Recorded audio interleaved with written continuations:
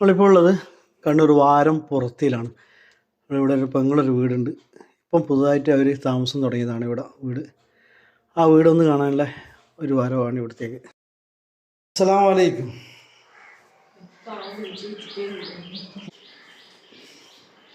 അന്ന് പകൽ വന്നിട്ട് കാണണ്ടേ ശരിക്കും ഉമ്മാൻ്റെ വീട്.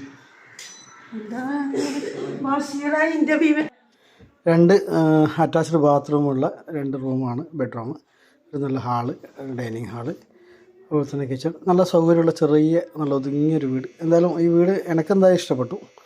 നല്ല ഇൻറ്റീരിയർ, നല്ല കാര്യങ്ങളും നല്ല സെറ്റപ്പായിരുന്നു. അറേഞ്ച്മെൻറ്റിന് വളരെ ഭംഗിയായിട്ടുണ്ട്. പുറം കാഴ്ചയ്ക്ക് വേണ്ടിയിട്ട് ഗ്ലാസ്സൊക്കെ ഇവിടെ വെച്ചിട്ടുണ്ടായിരുന്നു. ഇത് വാഷ് ബേസിൻ. പിന്നെ അതുപോലെ നേരെ കിച്ചണിലേക്ക് കിടക്കുക. ഇതിൽ ഒരു കിച്ചൺ ഇതാണ്. നല്ല വിശാലമായിട്ട് നല്ല സൗകര്യങ്ങളൊക്കെ ഉണ്ട്. ഇത് ഒരു വർക്ക് ഏരിയ, സ്റ്റൗവും കാര്യങ്ങളും ഭക്ഷണം പാകം ചെയ്യുന്നതൊക്കെ ഇവിടെ. ഷംനയുടെ സ്പെഷ്യൽ ജ്യൂസ് ഉണ്ട്. ഇതെന്ത് ജ്യൂസാണ് ഈ സ്പെഷ്യൽ?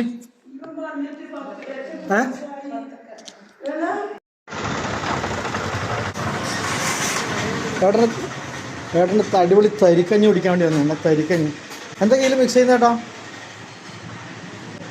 കടല, കുറച്ച് അണ്ടിപ്പരിപ്പ്, മുന്തിരി, ബദാം കൂടി ഇട്ടിട്ടുണ്ടെങ്കിൽ ഒന്ന് കുശാലായിക്കോട്ടെ. ആയിട്ടിക്കാത്താൽ നിങ്ങൾ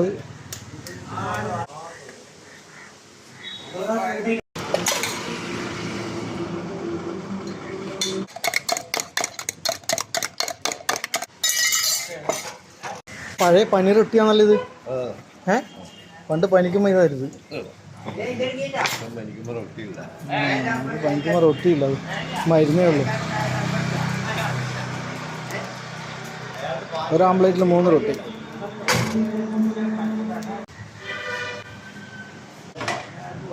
ശരിക്കും സ്ഥലത്തിന് വരുന്ന ഇരണാവും മടക്കര റോഡ്.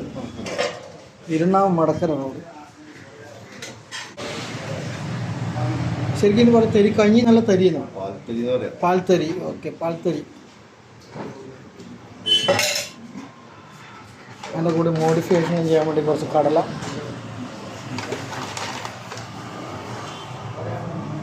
നിങ്ങൾ കുറച്ച് പിസ്റ്റും ബദാമും കൂടി കുറച്ച് പൈസ കൂട്ടിയാൽ പാൽത്തരിയും ഓംലേറ്റും. മാഷാ അല്ലാ.